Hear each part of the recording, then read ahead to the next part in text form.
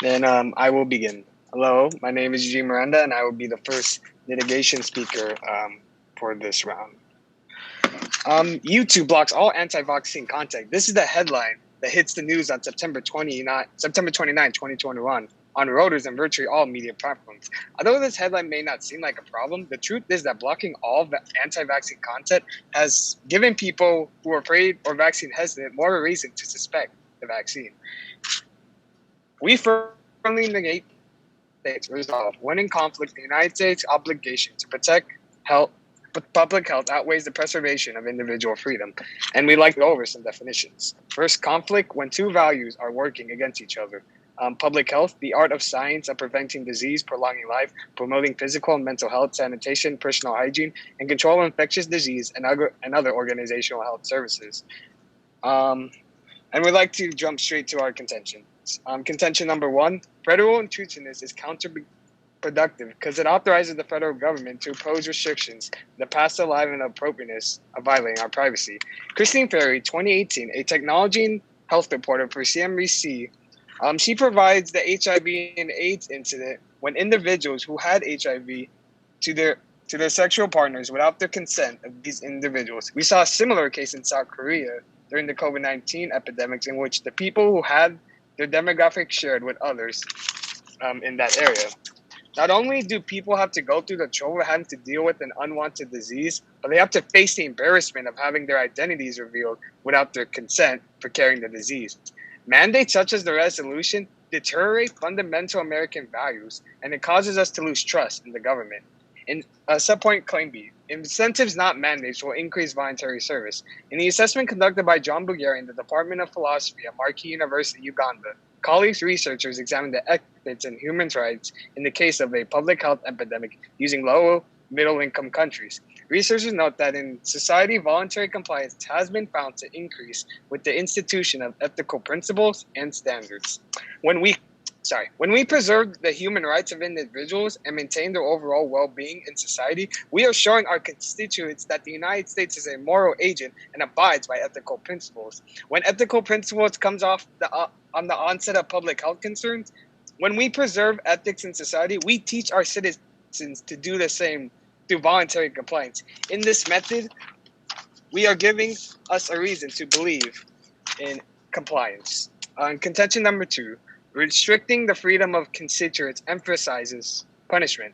Current public health strategies criminalize the person instead of the disease, also transforming public health facilitators into police officers. According to George J. Anna, chair and professor, Department of Health and Law at Boston University School of Public Health, and colleagues, in 2008, said that societies need to take health measures that separate from law enforcement and national security. They emphasize that current public health measures, especially on a national federal level, train public health officials to treat sick people as if human beings itself is a problem, rather than the sickness or disease. People don't trust public health officials anymore because they are not being treated properly. This is particularly counterproductive for African Americans and minority communities, which has already gone through and experienced a system of racism throughout this country. Our third and final contention is that our economy depends on our freedom. Sergei Alexandru Kopa, PhD fellow at the Cambridge Business School, and colleagues examined the relationship between human rights, freedom, and economic growth in 2017. They found that the causality between freedom and participation rights with economic roots is the strongest. Furthermore, they found that a lack of deterioration of civil and political rights may hurt the economy. If our economic growth deteriorates, we're no longer going at the same rate. This means we're going to see more poverty in people. That's why I vote to reject the resolution. Thank you.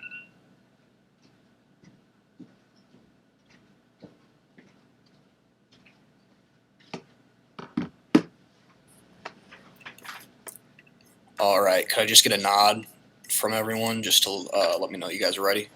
Thumbs up, whatever you want. No. Opponents, you guys good?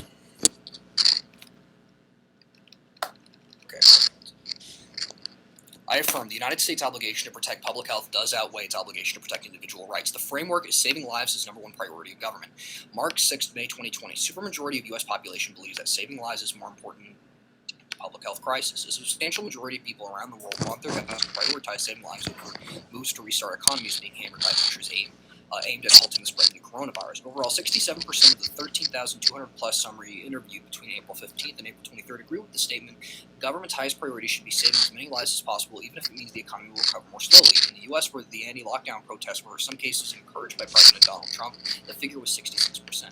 Moving on to my first contention, regulations on food saves lives. Center for Disease Control, November 2015. Safer food saves lives, prevents foodborne illness regulation solved. Contaminated food can make people sick. Multi-state outbreaks cause serious illness. Cause 56% of deaths in all reported foodborne outbreaks.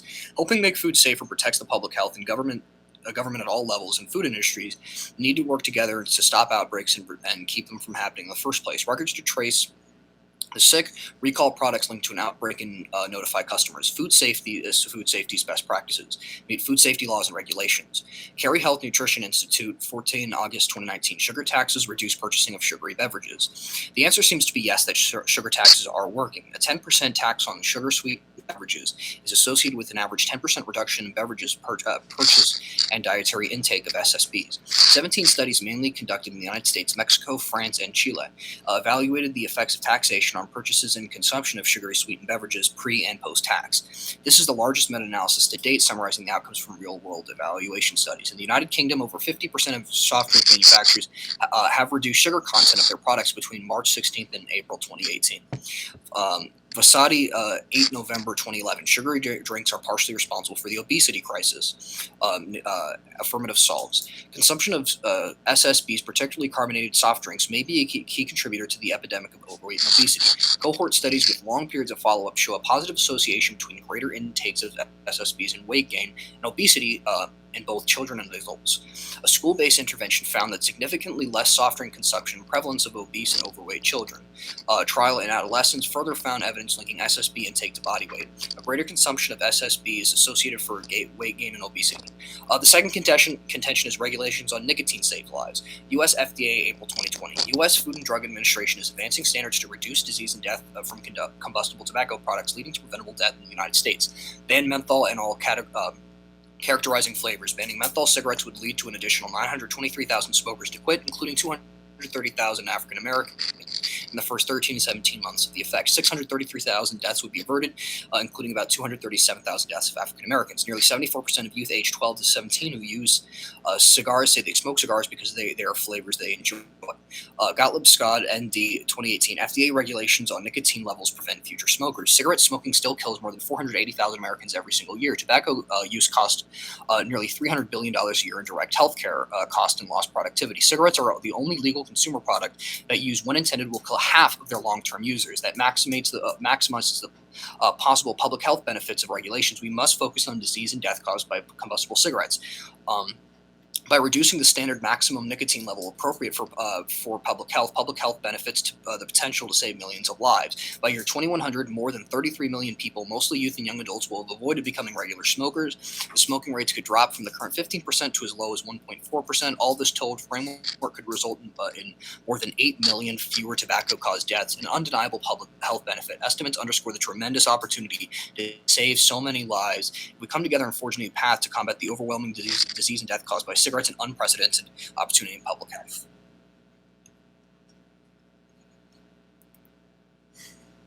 Okay, I am open to questions, if you're ready. Yeah, sure. You can have the first question. Okay, first question right here off the top. Do you think it's government's role to invade our privacy? Yeah, let's just top a general question. Do you think it's the government's role in that?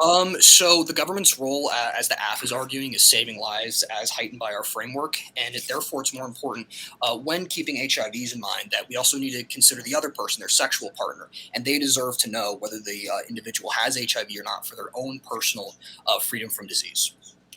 You can have the next question. Okay. You said that the economy depends on freedom. So how is this so? Well, the freedom to what I'm basing freedom on is the idea that businesses should have the right to reopen as they please, to have a functioning life, like livelihood. So that's where I was going on that idea of freedom. Okay. So you mentioned a lot about sugar reductions particularly on the idea of sugar tax, right? Is that Yeah. your contention on that? Mhm. Do you think this will stop individuals who are already obese, the same habit to keep on, No, but it's buying gonna, sugary yeah, soft drinks and we Hershey's and stuff? proved through the evidence that that regulations on sugar taxes do decrease the amount of consumption, and companies will reduce by 50%, as seen through the UK, of their sugar levels, and that in turn will reduce obesity and health problems. Okay, I Yeah. have a question.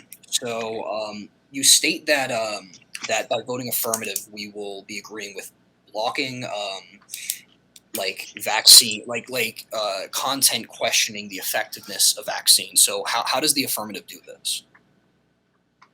Can you restate the question one more time? So you said in your opening that the affirmative is supporting blocking vaccine, anti-vaccine content, like stuff that brings the COVID-19 vaccine into question. How do we do that if we're just advocating for policy? I believe. The affirmative doesn't want to restrict freedom of speech. Yeah. So we were making that contention that blocking vaccine information, anything that disagrees on effectiveness of vaccines automatically is labeled as anti-vax or conspiracy theorists. We're basically saying that if you label that as all of it, just one side dominate the other. But how are we doing that? The affirmative doesn't want to do that. We're simply advocating for policy. So how does that? Well, but I think it showed that YouTube blocking quote unquote anti-vaccine content. Okay. May I ask one more question? Well, I mean, time's out. Oh, time's up? Okay, yeah. All right, thank you.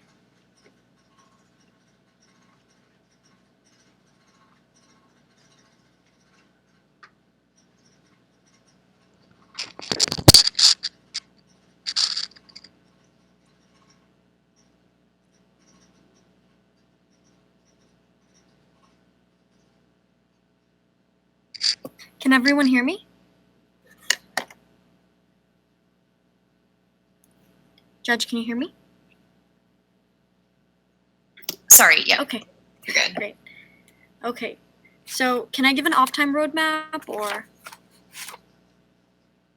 Yeah, you can, say what you're going to say and then start. Yeah, I'll make it quick. So basically I'm just going to talk about how we're observing the case. I'm going to go on to on case and then I'm going to go on to off case. Sounds good. All right. So my time starts now. Hi, my name is Mary. I am the second negation speaker, and we will be negating this round of this resolution. So one thing that I want to put into retrospect before we really begin this round, begin discussing, what the case is at hand, I want to go over our resolution, which states, which we are negating, and just talk about what the negation really is trying to focus your attention on. They're going to come up here, and they're going to talk about saving lives, and they're going to do it through the perspective of regulations on food and saving lives. And what they're trying to make you focus on is this minute, tiny thing. So they're trying to make you focus on the fact that, public health is just sugar taxing, and it's just so small. We're not really impacting people. We're not really hurting people. But one thing I want you to do is to look on the bigger scale of public health, because they're going to come up here and they're going to try to frame what they're saying is very small. Public health is not doing a big detriment, but I want you to take your focus off of that for a bit and just listen to the negations case. So what we're telling you about is a bigger scale of what public health can really do. We're not just talking about sugar taxes or masks. We're talking about contact technology and contact technology surveillance that occurs. For instance, our first contention talks about federal intrusiveness and how that's counterproductive. We talk about the HIV pandemic that they say people deserve to know, who they're being in contact with, but let's say I'm in contact with someone sexually, and when it comes to a sexual perspective, that's a very, very, very intimate thing that you don't want going out just randomly. But if I am in contact with someone in that method, I also have the right to privacy of my genitalia. So I have that privacy, I have that right, and you cannot come and affirmation, cannot come here and tell me that they also have that right, because as equally as they have that right, so do I.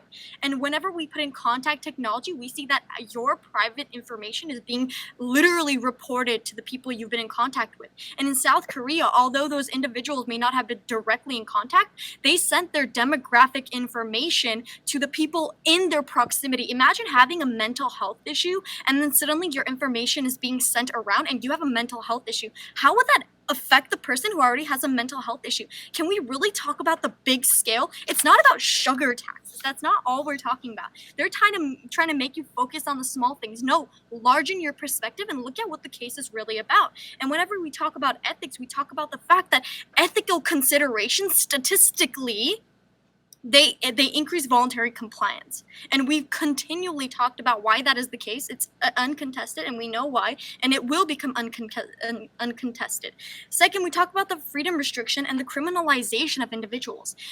We come up here and talk to you about the fact that when we institute a public health system like this, we can take the examples of Bush's administration when they put in the 504, 502 section after the 9/11 case. Essentially, what happened is that individuals were themselves criminalized rather than the crime. We're viewing individuals as the criminal, and therefore we are making public health officials into law enforcement, and they're criminalizing sick people. So this is bigger than just sugar taxes. Next, we're talking about economics. Whenever we talk about economics, what we're saying here is that statistically, whenever the study had been done, they saw that whenever there's economic preservation of like ethics and liberties, we can predict the economy. When we can predict the economy, we can have economic growth. But unless that's the case, we see economic depreciation and therefore poverty. They are trying to show you the small issues like sugar tax and all these things. And yes, although this might be a concern, it's not as big as a concern as the case at hand. So public health is not a good thing, not a humongously good thing on a federal mandate. Thank you.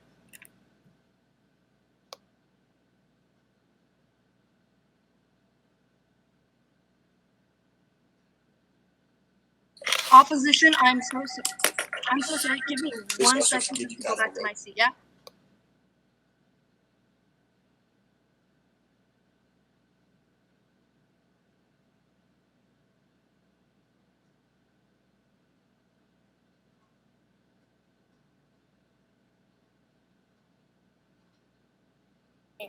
I'm ready.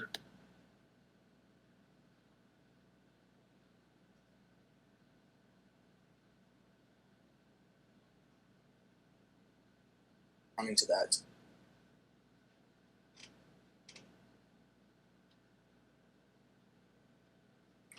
All right. Everybody ready? Yeah. Yep. Good to go whenever. All right. I'm gonna start. So the first thing is that we are not advocating that anti-vaccine content be restricted on social media platforms. We don't advocate that at all. We're advocating for common sense public health measures that protect people's lives. Secondly, on the HIV issue, as far as protecting people's privacy, arguably a bigger issue than that is the fact that you could violate other people's right to know the fact that their partner has had HIV, could possibly contract it from them. I think that is perhaps a bigger issue than the privacy aspect involved. I mean, you're actually infecting somebody else with a disease without their knowledge or consent. Then I would also say that as far as the focus on sugar taxes, I don't think that our case is somehow built around sugar taxes or any other minute detail. I would say that the biggest issue that we're facing here is 8 million lives that we could save from nicotine regulations. I mean, to me that's not a small detail. That's pretty important. 8 million people. That's a lot of lives. It's a lot more than sugar taxes. Although sugar taxes are also going to save a lot of children from obesity and diabetes and several other negative consequences that arise from that. We're not advocating that we criminalize sick people. We're really just advocating for various policies, and no, we're not saying that there should be any sort of punishment attached. We're hitting we're hitting very broad policies that should protect the public health. As far as freedom is concerned, economic freedom, we have to understand that there are things that outweigh narrow economic efficiency interests, such as the safety of products, and in particular medical products is a big issue. We have European Commission 26 May 2021. This piece shows that rules on medical devices protect public health and patient safety. Regulation increases transparency, advances progress in medical science. The medical devices regulation from the federal government improves the quality, safety, and reliability of medical devices. They say it imposes tighter controls on high-risk devices such as implants and requires the consultation of a pool of EU-level exports before placing medical devices on the market, and makes it so that the vital information is easy to find. Medical devices have a fundamental role in saving lives, so it's very important that these things are safe and are not potentially harmful in and of themselves. Lastly, I want to focus on the framework for this debate. So we set out the framework that whoever saves the most lives wins the debate, and we have shown several ways in which we're saving lives, the AF is saving lives, and so I would say that they have not responded, the NEG has not responded to those claims and offered either rejection of the framework or any way in which, if accepting the framework, that they could save lives. And I have 15 seconds.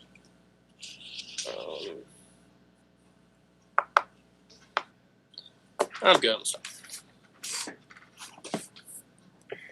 All right. I'm ready for cross-ex when you are. All right. All right. Should I start the time now? Yeah, go ahead, sir. All right.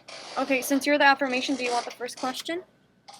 You can take the first question. All right, no problem. So you're talking about 8 million people who are essentially dying of like nicotine. Do they die immediately, or does this usually happen over like a long-term time period? Oh no, this is a very long-term time period. It's 8 million lives saved, so it's not necessarily that people are dying like immediately. It's right. A very long time horizon. Okay, so do you think that like smoking is a choice, or do you think that that's like you're inherently like it comes to you without you asking for it? Like you don't take it to your mouth, nothing like that, right? Well, it's a tough issue to say because, I mean, when you're talking about children who are we have studies showing that the children are enticed by flavors of cigars and things like that and flavored vapes. Is it so really that's an their issue? choice? If they're a minor, is it their choice to get addicted to nicotine if they're not at the age of consent and they're you know, I like the flavor of this, so I'm going to start smoking cigars and they're addicted to nicotine now. Is it really their choice to die? I don't really think that's fair. Do you think that's a result of peer pressure? I don't know if I would say it's a result of peer pressure. I mean, I like good flavors. Okay, so what you're telling me is that this is out of the scope of the resolution. Out of the scope of the resolution in what way? Well, I'm just going to leave this to another, like, because I don't want to waste more time on, like, talking about 8 million people who died because of, like, nicotine that was not their choice. So, well, but if our intervention saves those 8 million people from dying, how is it that's directly pertinent to the resolution?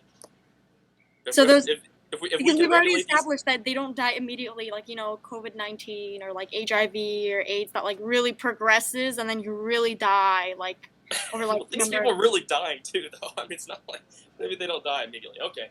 Let's see if I can take a question here. Okay, go ahead, take a question. Let's see. So you mentioned that that we were advocating to criminalize sick people. Can you expound upon how we do that? So I want to get one thing straight. This isn't like a personal attack on like you. It's more so when we allow a federal mandate of public health to be instituted, a public health mandate is bigger than just mandating like taxes. It's humongous. It's like contact technology surveillance. It's like, oh, now we have regulations that, because like the 504 and 502, like I mentioned, if you don't comply by them, you get a misdemeanor. Okay. Well, we're not advocating for any of that, just to be clear. But by affirming, you are. No, Right, I understand that. By affirming, that's what the affirmation says. Can I have a question before it ends real quick? Sure, real quick. How can we talk about food if, like, people are poor, so poor they can't buy food? I don't think people are so poor they can't buy food. We have food stamps and all sorts of welfare programs. Okay, thank you.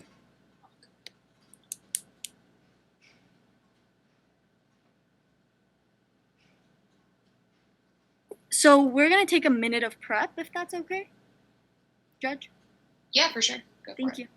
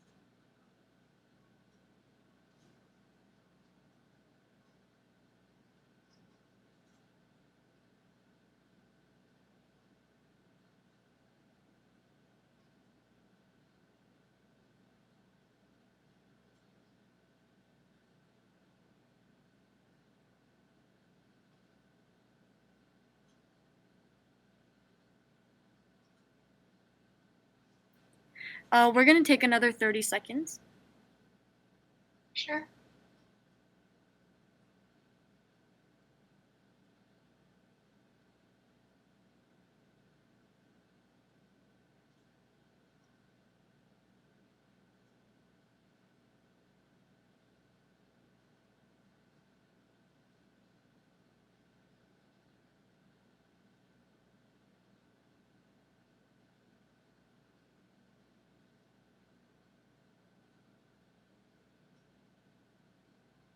We're going to take another 30 seconds.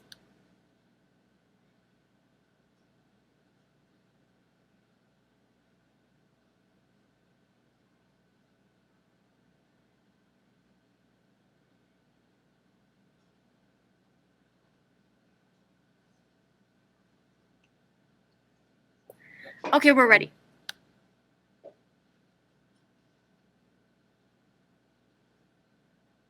Sounds good.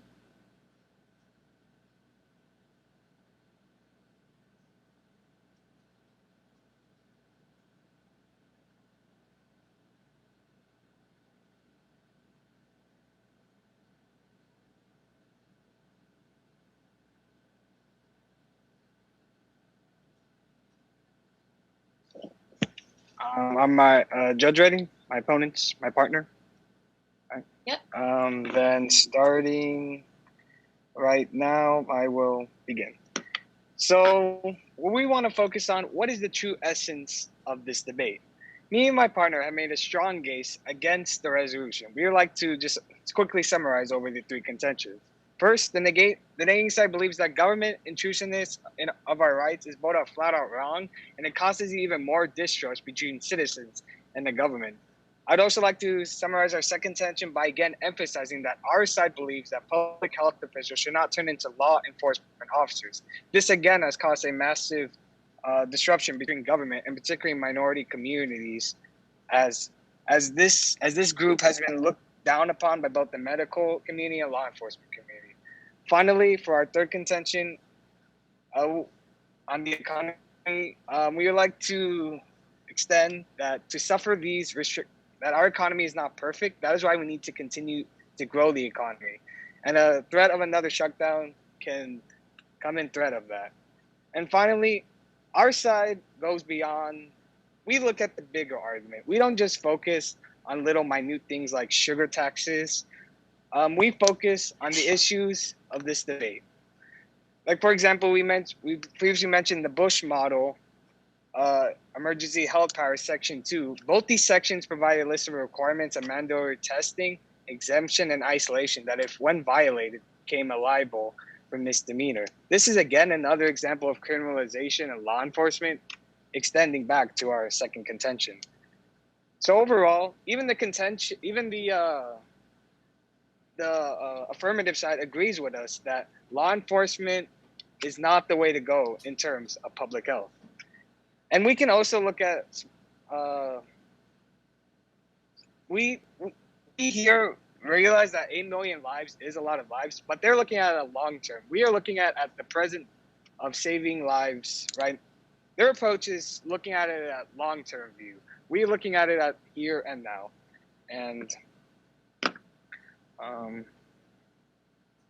that is why we believe that we have focused on the issue of this resolution. We have stuck to the topic. We have presented evidence in both the criminalization of people who don't comply with these mandates or are forced to. And that is why our argument is overall better, and we should support the resolution. And my time is up. Thank you. I mean, don't support the resolution. I'm sorry. Thank you. I want to take a minute 30 of prep. Okay, sounds good.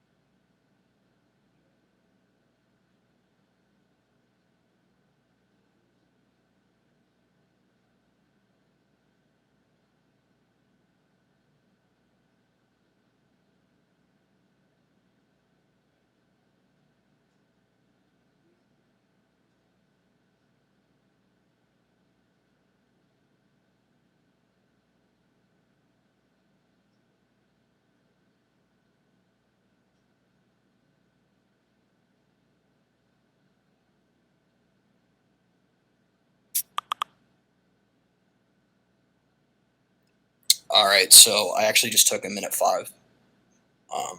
So just give me a thumbs up when you guys are ready. No worries. All right.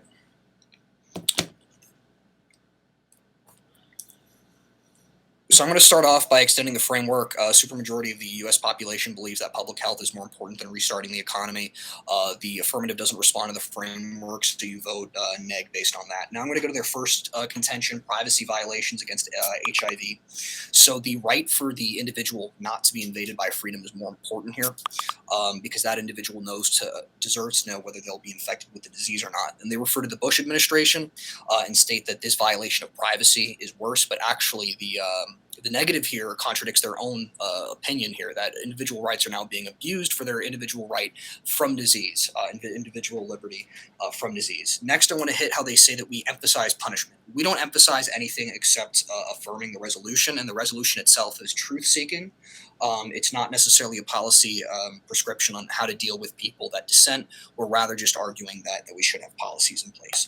Also, in terms of foodborne illness, they trivialize it really, and they pretty much drop it. They state that it doesn't outweigh the benefits of voting negative. However, they do prevent they massively prevent foodborne illness from spreading from those FDA regulations.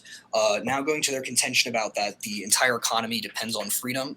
So I want to hit the medical devices evidence that my partner read, that medical device regulations are necessary to be able to protect people that are using them. So the economy therefore then depends on those regulations for people's personal faith in the products that they purchase.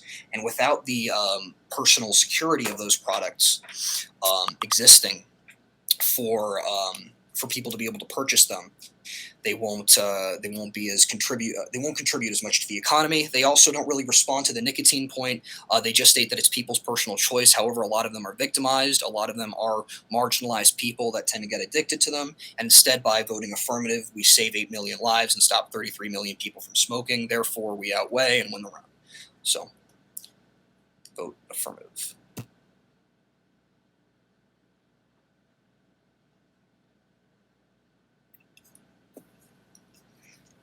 Are you guys ready? Yep. All right, can I have the first question? Yeah, sure. Can you define public health? Policies that keep people healthy. Can I have a question? Go ahead. Doesn't it violate people's individual rights to suscept them from people with life-taking diseases without their knowledge? Doesn't it violate their privacies? I'm sorry, Can you Can't hear it. the first part of the question? Can you say the first part of the question? Yeah, sure. Doesn't it Make up your mind. No, the fucking thing keeps okay. Well, yeah, because you have your audio off. So doesn't it violate people's individual liberties to suscept them to disease that their sexual partner might have?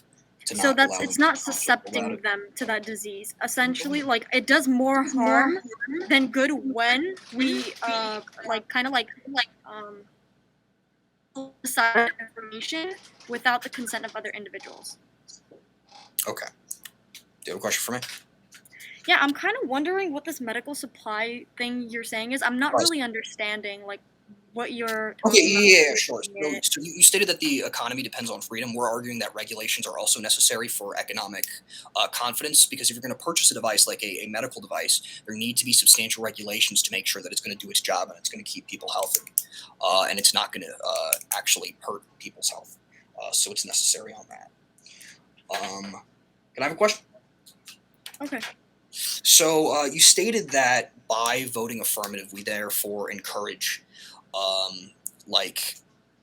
effects that punish sick people, and we state that we're not really that the resolution is a truth-seeking resolution. Therefore, we're not necessarily discussing like punishment policy. So how can we move on this basis? So whenever we initially defined public health, we defined it in a way which you did not refute our definition, essentially as like the public health and art and science of preserving public health, etc. And so what we were saying there is, although you as individuals might not be wanting that, whenever you affirm this resolution, you're not taking, oh, I just want this part of public health, but I don't want this other part. When you affirm this resolution, you're taking everything that comes with public health, even if it means that people are going to get criminalized. You might not want that, but you're going to get that anyways because it comes like But can we advocate for lighter punishments rather than full criminalization? Because criminalization can entail greater penalties. That's a different resolution. No, it's the same resolution, isn't it? No, because whenever public health is comes with everything that includes public health. Like it doesn't just come with we take this portion, we don't take that. But we're not doing that. I mean, isn't the affirmative here stating that we should have policies that do help public health, but we're not necessarily entailing ones? Because isn't that what you're doing as the negative here? Yeah. Are we going now? Let me just take the remaining prep time. I have 2 minutes.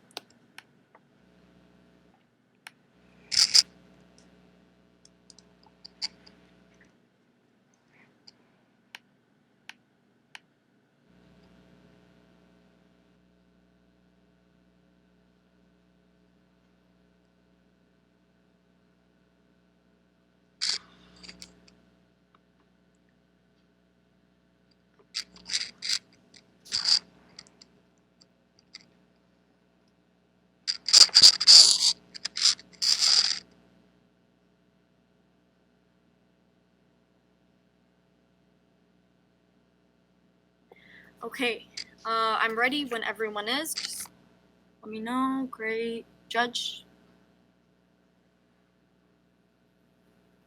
Can I really quick just give an off-time roadmap? Yeah, sure. Okay, so I'm going to go on our case, and I'm going to go off case. And I have 2 minutes, time starting now. Hi, I'm Mary. I am the second negation speaker. This is my second speech of the round. I really want to just answer their framework because I know they've come here and they've talked about saving lives, but I think I've presented it. I just haven't verbalized it, so I'm going to verbalize it. When we talk about our framework, essentially what we're saying is like how. What is the catastrophical effects that public health as a federal mandate can have? Like, that's the question we've been trying to answer. How big is public health and who does it affect? So whenever we look at our case, we talked about how federal intrusiveness is counterproductive. We talked about the HIV case, we talked about South Korea, and we've talked about how this goes beyond just regulations on food, and it goes beyond a lot of other things. It goes beyond to the extent of contact surveillance technology, which can discriminate minority populations, because now we're targeting them, like we've talked about, and we lose trust in the government. Then we talked about ethics, how ethics increases voluntary compliance, and how that's good, and it creates a circular chain. We do something good, and our constituency wants to do something good for other people, and there's voluntary compliances, which is better. And finally, we talked about the economics, and what we were trying to say in this contention is essentially whenever we have civil liberties, we can predict the economy. So like we can have economic growth rather than like deteriorating the economic on a long run. They talk about medical supply.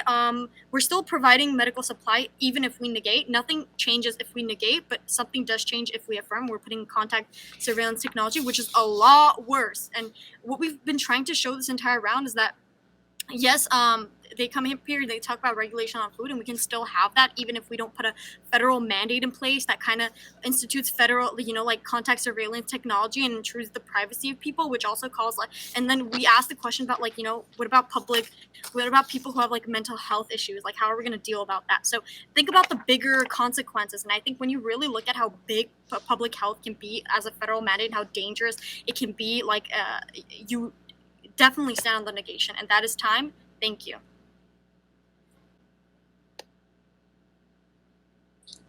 We're going to take 2 minutes of break.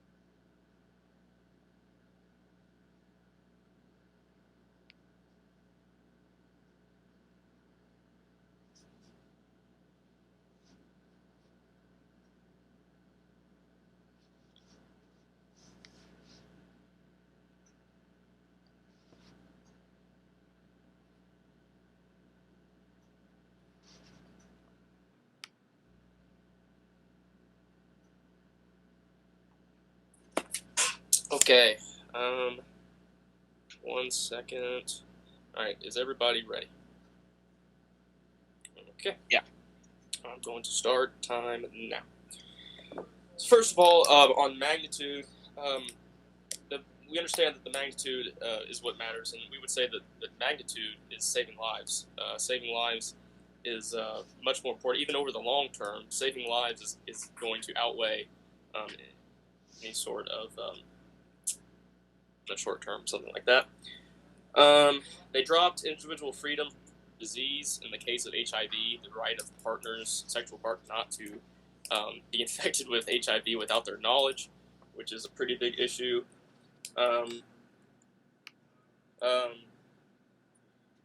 As far as having to defend all the various things that are wrapped up in the name of public health from their definition, I would say that it's fair for them to make us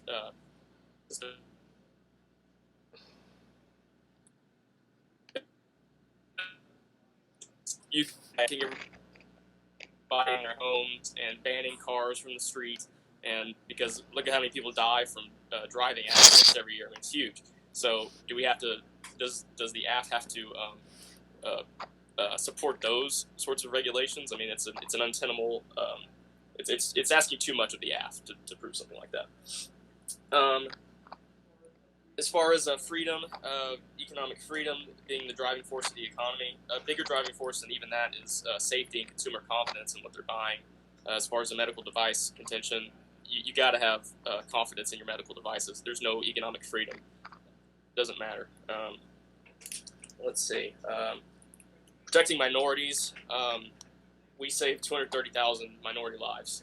There's nothing that protects minorities more than that. The negative consequences aside from that, 230,000 minority lives is a lot of lives.